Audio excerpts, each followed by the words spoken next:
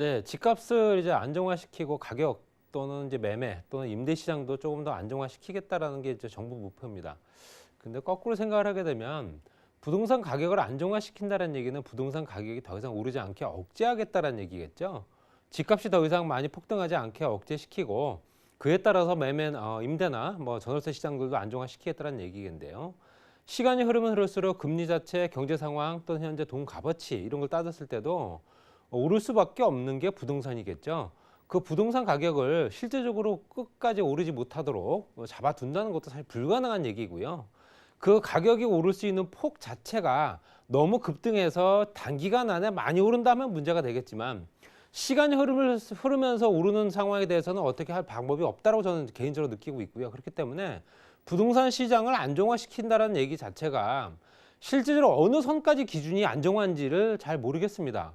여러 가지 여건상 서민들이 집을 살 수 있는 기준들, 특히 이제 집이 없는 사람들이 최초로 집을 살 수 있는 시간, 이런 것들을 따졌을 때 그 기간이 짧으면 짧을수록 또는 구입할 수 있는 여력이 풍부해지고 또는 그 주변이 상황이 여건이 좋아지면 좋아질수록 뭐 그게 안정화됐다고 하는 건지 아니면 어떤 사람들 기준의 눈으로 봤을 때 이 가격 정도면 이 지역에서는 정말로 안정화된 가격이야 라고 얘기할 수 있는지 어느 누가 그 가격을 얘기할 수 있는지는 사실상 모르겠고요. 여러 가지 여건들이 부동산 가격을 안정화시키기보다는 말씀드린 대로 일부 지역에서 가격이 급등하거나 짧은 기간 안에 너무 많이 오른다거나 이렇게 기이한 현상이 벌어진 지역들은 철저하게 조사할 필요가 있지만 자연스럽게 올라가는 부분 같은 경우는 어떻게 할 방법이 없다. 또는 그거를 막으려 해서는 안 된다는 생각도 좀 합니다. 그렇기 때문에 이런 정책들이 계속 실패하는 이유도 자연스럽게 오르갈 수밖에 없는 부분까지도 수요를 억제를 하다 보니 당연히 지금 현재 역효과가 날 수밖에 없는 거고요. 그 집을 사지 않으면 지금 현재 1년 전, 2년 전 시세를 봤을 때 지금 당장 내가 집을 구입하지 않으면 이 가격에도 내년엔 구입을 못하겠구나 라고 하는 위기감에 몰립니다. 그렇게 되면 당연히 지금 현재 어느 정도 준비해서 2년 후, 3년 후에 내가 집을 마련하고자 했던 사람들도 다급해지다 보니 당연히 수요가 몰릴 수밖에 없는 거고요. 청약 경쟁 당연히 일어날 수밖에 없습니다. 지금 현재 분양가 상한제 때문이라도 가격이 낮추어서 분양을 하다 보니 주변 시세보다 싸죠.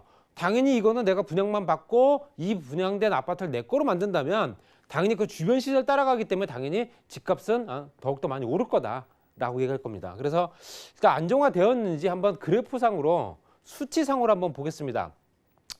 주간 매매 시장 동향을 8월 10일 실제적으로 8월 달까지 기준으로 봤을 때 현재 실제적으로 100을 기준으로 잡았을 때요. 100을 기준으로 잡았을 때 현재 100이 넘을 경우에는 매수자가 많은 거고요. 매매 거래가 활발하다는 얘기는 거래가가 굉장히 높이 형성된다는 얘기입니다. 전체적으로 보시게 되면 기본적으로 매수 우위 시장에 현재 접어든 건 사실입니다. 그래서 현재 8월, 7월 달에 정책이 나왔을 무렵부터는 좀 떨어진 건 맞죠. 떨어졌다고 보지만 우리가 알고 있는 최저점을 한번 보자고 2019년도 10월 달을 한번 보자는 얘기예요.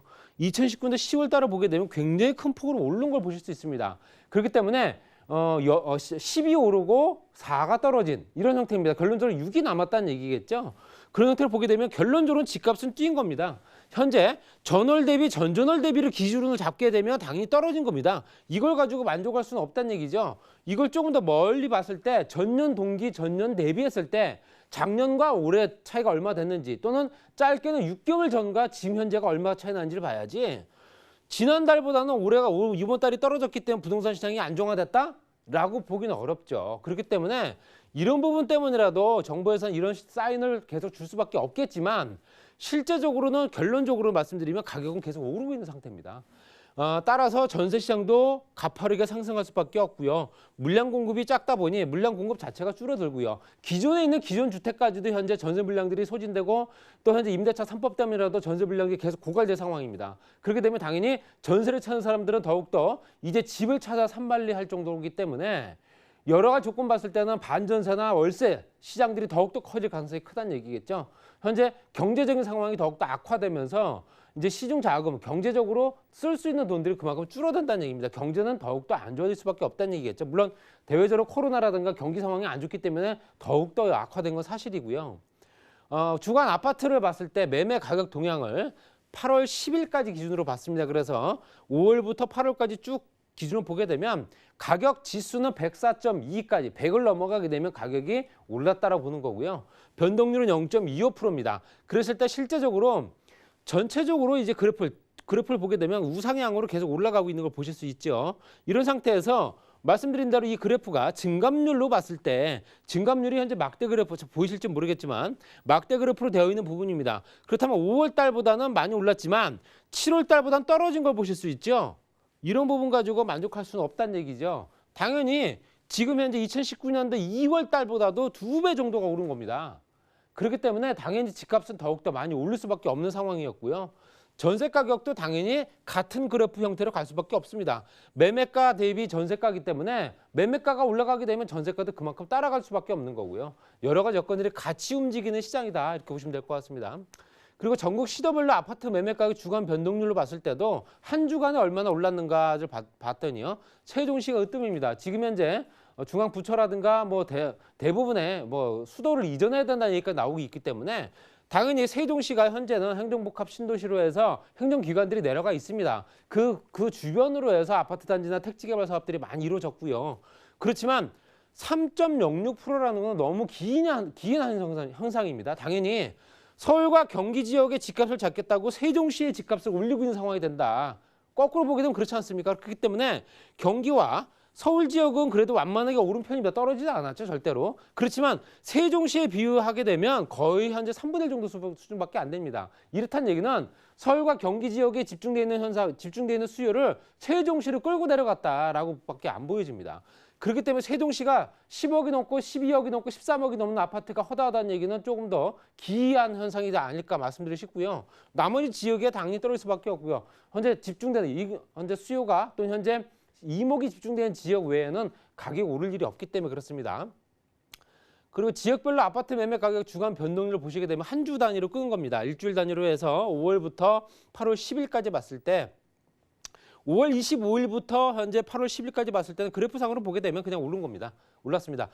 그 폭을 봤을 때는 이 정도가 올랐죠. 이 정도가 올랐고요. 전국적으로도 마찬가지고요. 5개 광역시는 물론이고 전국적으로 집값이 다 오르고 있는 상황입니다. 그랬는데 그 지역 중에서도 전국 통계를 보게 되면 그렇지만 전국 통계 중에서 수도권 지역이 차지하는 비율이 워낙 월등히 높기 때문에 지방에 있는 집값까지 오르지 않았나라고 생각하겠지만 그렇지는 않고요.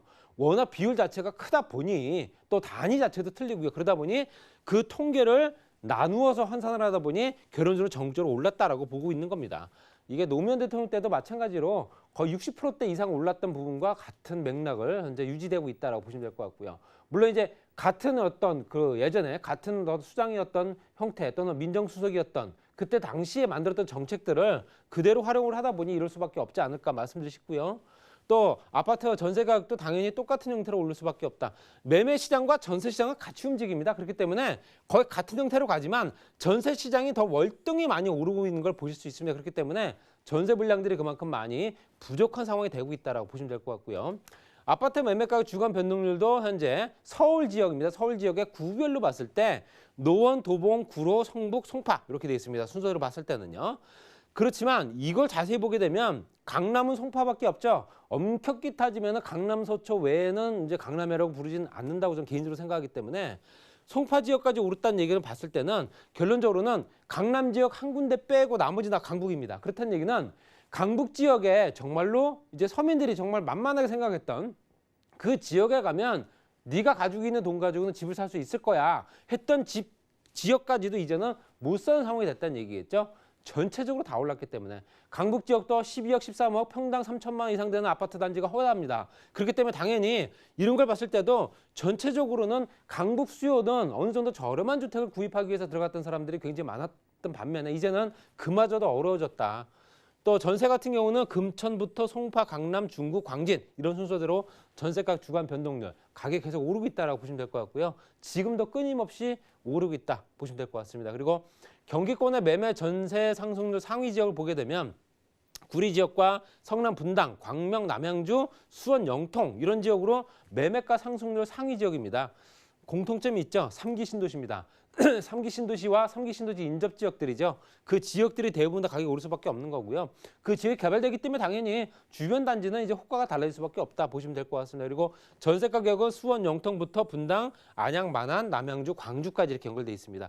여러 가지 여건들이 현재 서울과 인접해 있는 도시들 중에서도 가장 가까운 지역에 3기 신도시를 만든다고 했기 때문에 그런 지역들 주변 지역들도 그만큼 강세를 유지하고 있다 이렇게 보시면 될 것 같고요.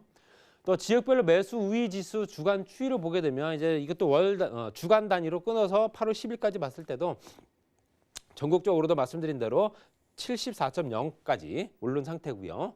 그리고 이제 서울과 강북, 강남 같은 경우는 뭐 얘기가 다르겠죠. 당연히 상위 지역을 차지하고 있는 부분이고요. 119까지 113.2부터 119까지 오른 상태를 보실 수 있습니다. 여러 가지 조건들이 실제적으로 9월 10일 날 대책이 나온 이후에도 살짝 떨어졌다가 그대로 유지가 되고 있고요. 8월 달에도 그냥 그대로 가고 있는 겁니다. 가격 자체가 떨어졌다고 보기에는 정말로 어려운 상황이지 않을까 말씀드리고 싶고요. 또 토지나 주택가격 지수 변동률을 보게 되면 그래프를 한번 보세요. 지금 현재 주택과 수도권 지역에 있는 주택을 보게 되면 지금 현재 마이너스로 떨어졌던 19년도 연말부터 쭉 봤을 때 1월부터 해서 쭉 수직으로 상승하고 있는 걸 보실 수 있습니다. 5.45%까지 올랐죠. 거기에 전국적으로 토지를 보게 되면 토지는 그나마 좀 가격이 떨어진 상태고요. 토지와 수도권 지역 같은 경우는 같은 형태로 가고 있습니다. 그리고 전국적인 주택을 보게 되면 당연히 같이 오르고 있는 상황이다. 이 그래프가 굉장히 수직으로 상승하기 때문에 정부에서도 굉장히 민감하게 현재 생각하고 있을 수밖에 없다라고 말씀드리고 싶고요. 또 부동산 가격 전망 같은 경우도 현재 3월 달 2020년도 3월 기준으로 봤을 때 저점을 찍고 수직으로 상승했다 보시면 될 것 같습니다. 그래서 여러 가지들이 최저점이었던 94나 106.3보다도 월등히 많이 오른 상태다 보시면 될 것 같습니다. 그렇기 때문에 지금 현재 상황에서 현재 전월 대비, 전주 대비 또는 현재 전전월 대비 떨어졌다고 보는 부분을 안정화됐다라고 얘기하기는 어려운 상황이다라고 다시 한번 말씀드리고 싶고요. 그래서 또 뒤늦게 또 수도권 지역에 택지 개발하겠다고 발표 많이 했습니다. 제가 지난번에 말씀드렸지만 정부 정책 초기부터 공급과 수요 억제를 적절하게 배분을 했어야 된다는 얘기입니다. 공급은 공급대로 해주고요. 또는 현재 주택 수요가 몰리는 지역들 같은 경우는 어느 정도 적정하게 규제를 해주고 이런 형태로 적절하게 배분이 됐어야 되는데 그것이 안 됐기 때문에 너무 뒤늦게 수도권 주택을 공급하겠다고 하니 당연히 그 주변 시세가 더욱더 오를 수밖에 없는 겁니다. 이미 장작불로 불이 타져 있는 상태에서 거기서 현재 불을기를 더 끼얹는 형태가 되지 않을까 말씀을 싶고요. 그래서 127만 가구 중에 서울이 36만 가구, 경기가 76만, 인천이 15만 가구 정도를 계획을 하고 있습니다. 이거는 이제 향후 5년이나 10년 후에 이제 어느 정도 공급이 될 예정이겠죠. 그 서울 지역 같은 경우는 이제 이걸만 말씀드리고 끝내겠습니다. 실제적으로 동남권 지역, 특히 강남 서초 지역에 택지가 4만 1천 가구가 들어갑니다. 결론적으로는 가장 비싸게 가격이 오르고 있는 지역들, 앞으로 가격이 계속 오를 지역들, 이런 지역들이 공급량이 제일 많습니다. 그렇기 때문에 당연히 이 지역으로는 수요가 더 집중될 수밖에 없고요. 이 지역으로 또 집값 상승률은 더욱더 크게 벌어질 상황이고요. 그것들이 현재 강남 뒷값이 오르기 시작하면서 서북이라든가 동북 지역도 계속 번져나갈 상황이다. 그렇기 때문에 지금 현재 잘못된 정책들 다시 한번 전면 개편할 수 있는 조건은 이미 늦었겠지만 조금 더 긴 타임을 가지고 조금 더 긴 장기적인 안목을 가지고 눈앞에 보여지는 부분이 아니라 장기적인 안목을 가지고 한번 정책을 만들 필요가 있지 않을까 이렇게 말씀드려 정리하겠습니다.